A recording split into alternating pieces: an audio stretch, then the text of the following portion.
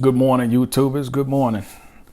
So I wanted to give a quick breakdown of, where I've come from up until now, just to give you an understanding of the work that I had to put in to be able to get to the point where I'm at. And then I'm still trying to push. I'm still trying to learn and level up as much as possible. I'm happy with my results right now, but everybody always gets to a point where you meet your results and then now it's time to hit another goal. And I think that's where I'm at now. So I wanted to share this video with you so you can understand where my work ethic started and where I started with work, well, legal work, and then where I went from there. So if you're gonna go ahead and watch this video, hit the like button. If you haven't already subscribed, I'm a realtor here in Phoenix, Arizona, and I'm trying to give you as much knowledge as possible to help you understand that this is a longevity business and it isn't something that's going to get you money quick. So hopefully this video opens up a little more of what I have and my background and my journey. All right. So again, I'm a realtor here in Phoenix, Arizona. I've been doing real estate for 3 years on July 5th, matter of fact, because I just looked at paperwork and I signed July 5th. So when it comes to work, I actually started working at 14 years old. I started back in 2000. So yes, I was 14 years old, almost 15 in the year 2000. Started working at a grocery store, Bilo. I think I was making like $4.25, something like that. No, 14 isn't the age to work for that grocery store. My mom forged some paperwork so I can work, and that really just got me started from there. You can work at like Chick-fil-A or something like that, but you can't work at Bilo. But we made it work. So from there, I was helping pay bills, with my mom and to be able to maintain. Went from there. I actually moved over to Blockbuster. Blockbuster was pretty decent. There was a lot of racism and stuff like that going on with the owner, or I don't want to say the owner, but the manager. And I don't know how long I worked there. It wasn't too long really, because we ended up moving to California. I wanted to see Hanford, California. So those of you that are from California, you actually know where Hanford is at. Hanford is the size of my pinky finger. So that's not the best place to go. Wasn't too exciting, but I started working at McDonald's there. And again, I started at $4.25. So this is back in 2000. This is 20 years ago. So I don't know what the minimum wage is now. I always see 12, 13, 11, 10. I don't know what it is. But gas was also 79 cents a gallon at one point. And I think it was lower than that, but I started driving when it was like 79 cents. So $5 took you far, man. I'd be charging people $5 just to drive you down the street. You charge $5 now. Good luck on getting anywhere. But moved to California. This is maybe, I think it's 2002. So we moved to California. I started working at McDonald's, and I was doing pretty good, but I couldn't get the management position, even though I was next up in the line to get it. And then something happened. My mom ended up kicking me out. She doesn't even know why. She's not here anymore, but rest in heaven. And I left, and then I took my money. I think I had $182. Either 182 or 187, but I know it was like 180 something. But I took that money and I bought a bus ticket, went back to South Carolina where I was working at Bilo and things like that. Went back there and struggled. Was pretty much like homeless because I was sleeping on the couch and wherever I could really. Couldn't make enough money to really maintain myself. And that's when I really joined the military, because it was not the right thing to do to be sitting out there struggling like that. So I joined the Army. The only reason I joined the Army was because it was the first branch that was going to take me. So if they would have said it took 4 or 5 days, then I would have joined like the Marines, because I think the Marines was like 3 to 4 days. But I wasn't choosing the branch of military based on what I thought was best. I was choosing it based on whoever was going to take me first because I was doing stupid stuff. So if you're doing something stupid in your life, just join the military and they'll straighten you up. I promise that. But I joined that in 2003. Okay, so now we're from 2000 to 2003. I'd always been working pretty much until I went to South Carolina, felt the struggle, and then I joined the military. From 2003 to 2006, I was in the Army in Fort Polk. I actually got deployed to Abu Ghraib prison. So that is where I gained a lot of knowledge when it comes to work hard, be honest with people, and just do your dang job. Focus on your job, do it, and then usually everything else will come pretty easy after that. Not always is that the case, but if you do your job, nobody can complain about your job because you're the best at it. So I had a few sergeants that taught me how to, keep my head clean, do my job. And then they actually taught me a lot more. I learned AC units. I learned how to build, fix vehicles, water purification. There was a lot of different things that I learned in there. So that was a big turning point in my life, is from the military. I got married in the military on my last year, had a kid, and I actually got out and then came here to Arizona, which is where I'm at now. And because I had a kid, I stayed here. So if you have kids, stick around for your kids, please. Actually, if you have kids, hit the like button because I love the fact that I have kids, and I love kids, man. I think they're great. They're tough to deal with sometimes, but I really do love having a kid, or 3 kids now. But at the time, it was just 1. So I came here, started working at International Cruise and Excursions, selling cruises. Did amazing at that, but I didn't get hired on first off because the person that was doing the interview actually told me, you go from killing people overseas to selling cruises. Like, I don't think this is going to work. I advise you, please, to never say that to somebody who's been overseas, somebody in the military. Don't even say that to somebody, period. That's not something that you say. And it really hurt me when it comes to working there, because I actually walked out. I just thanked her for her time and I walked out. My cousin comes out and says, no, that's not how that's supposed to go. She worked some things out. I ended up working literally at the same place. But the funny thing is, I worked for the person who said no to me. And I was a top seller for 3 months, the first 3 months I was there. So she doesn't remember that she said that to me, but we're good friends now. I don't think she still remembers, but that's okay. During that 3 months of being a top seller, I actually joined the military again because I got out in October. December, I joined the military. I joined the reserves, and I got screwed over with that. Didn't get my bonus and all these other crazy things because I joined the Navy Reserve.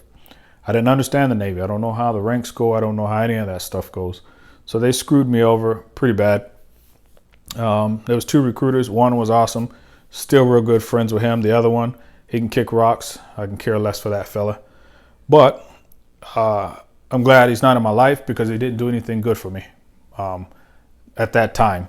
But being in the military for that 6 months reserve actually helped me out more than I ever thought it would. I worked at the International Cruise and Excursions for a while until I was let go because they were cutting back on people. And then I worked at Humana. And this time is probably 2007, 2008 time frame. So I worked at Humana for a little while. But at that time, I had an assault charge. So I was extremely scared because I got it when I was working at Humana that they were going to find out and fire me. So I actually quit. Not the smartest thing. You probably just want to let things play out because I think I would have been okay. But making that choice actually changed my life a lot. So I quit. Once I quit that, I was still going to school. Well, I was actually going to school at the time. And school stopped. My disability money from the VA stopped. And then I was no longer making Humana money. So I went homeless. I had to move all the way to Texas to my brother's house to work at Bath and Body Works. A job is a job to me, so I don't really care where it's at. You can learn anything, no matter where you go. So I worked there for a while, brought the sales up pretty good. Just doing what I love to do in that industry. it sells, and you already have the product that people want because they're coming into the store. So it worked out perfect for me. I did that until I got back on my feet to be able to go back to school. So then I came here to Arizona again. This is around 2010, maybe. Something like that. I think it was early 2010. Come back to Arizona. Once I'm here, you know, I actually I get down on my knees and I'm praying. Like, man, you got to give me an answer, Lord, because I'm just tired of this stuff and I need a job and I don't care where it's at. And as I'm getting up, I got a phone call that I was going to deploy. So the phone call is like, hey, you know, what's going on? Hey, Petty Officer Coleman, you're going to deploy to Iraq. And all I can do is just smile and just be excited, because I just went from being homeless to now I have a job. I have a place to eat, sleep, and you know, all of these things are working out, you know, for my good. I got health care again. I could take care of my son. So I did that, deployed April of 2010, came back in April of 2011. And from there, I got my own place again. I wasn't homeless, but I only had the money that I had from being overseas. And then once I had my place, I was going to school again. I started right back into school with my bachelor's degree in business. And I did actually complete that later. But I did that until, no, I was in school, and then I worked actually for the repo company. So I was repossessing people's cars. My beard was huge. So I don't know if I look friendly, mean. I don't know. I don't think I can look like mean or tough or whatever. But I repoed people's cars for like 6 months. Quit that. Ended up working at US Vets with my wife currently. She wasn't my wife at the time, but I had just met her in the military as I was transitioning out, December of 2012. So transition out December of 2012. And that was just the end of that. I didn't want to do it anymore. My body was beat up. I had so many disabilities and things going on. And then finances weren't really stable, but mentally I was just lost and confused and all that stuff. So I met my wife June or July of 2012, got out December. She worked at US Vets helping veterans. So I ended up working there from 2012 to like 2014 or so. And from there, actually quit in February or April or something. I think it was April of 2014, and then started working for the VA hospital in August of 2014. So when I started that in 2014, I did that all the way until I just got a hair on my backside, and I just said, you know what, I want to do real estate, because we bought our home in 2015. The experience was so amazing. My realtor, Sherry, she was amazing. She's still a good friend of ours. She's absolutely amazing. Her and her husband are the best ever. So they're going to continue to be friends of ours. I just talked to her about some YouTube videos not too long ago, the equipment and how to get it started. Like, I don't hate on anybody that's started in real estate, and I really can't hate on her because she's the one who encouraged me. So I really appreciate her and thank her for that. So if you ever have somebody that wants to push you and see you go further, please acknowledge that and appreciate those individuals, because those are hard to come by. So anyway, in 2015, we bought our home. We're both working. We're doing pretty good, working the VA, and my wife is working the state. And at this point, I said I want to do real estate because of the interaction I had with my realtor. Now, 2 years later, because this is in August of 2015, 2 years later, July of 2017, I get my license. Okay. The very first year, I made $1,485 on one deal because I did a condo, and it was actually a good buddy of mine. He was in real estate almost a year, I think. Don't quote me on that because I'm not sure. But he did real estate. His wife said, you're not making any money. This is bull. This is too much. You're spending too much money on leasing a building. So get out of it. You're done. This is it. So he gets out, and that's how I got my deal. I got my $1,485. Yeah, the first year. So because I had a criminal background and all that stuff when I was getting my license, my wife ended up paying for all of the fees that I needed to incur to get that wiped off and all this other stuff. So I did get it wiped off. I'm now clean and clear. So making $1,485 is almost about what she paid for me to get my license, my schooling, the cleaning my record and all this thing. So I wasn't able to pay her back, but she still had enough love for me to say, just keep going. Now, the next year, I've actually made a pretty penny. That's when I made $58,000. I actually have a video in there. I'll link the video at the end if I remember. Can't say I remember, but hopefully I will. But I did make $58,000 for the year, and they took $13,000 taxes on that. But because she believed in me the first year and didn't tell me to get out and like, this isn't working for you, the second year I dominated. This year, I'm hoping to make somewhere close to $100,000 in real estate alone. With all of my incomes total, I'll be close to about $200,000. But I wanted to share this whole story because I want you to understand that it took me all of these years and all of these struggles to be able to do this now. In the real estate business, it took me 3 years just to even get to where I'm at now. Could I be a whole lot better? Absolutely. Absolutely, I can.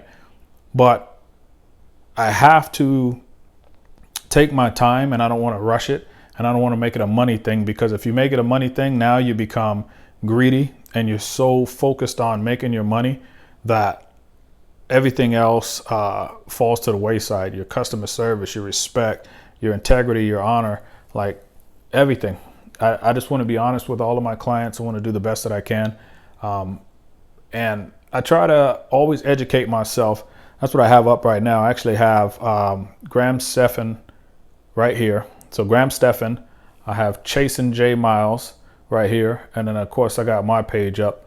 I got to support myself. But with Chasing J Miles, I started looking at his right before I became a realtor, because he's a black realtor out in, I think, Dallas. So he's doing it in Dallas, Texas, and he's doing amazing. He has 43,000 subscribers. I don't even have anywhere close to that. So if you made it this far, please subscribe to help me out and hit the like button in order for other people to have this generate in their search. And then also Graham Stephan, amazing guy.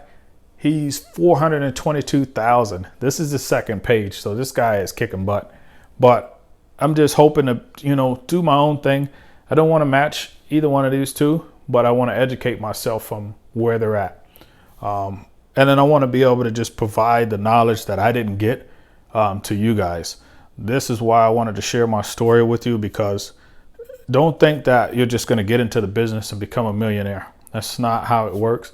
I've literally slowly, through increments, increased my income, and it's been doing amazing for me. The lucky thing for me is this income from real estate, I don't have to spend it on anything. So me and my wife get to enjoy ourselves.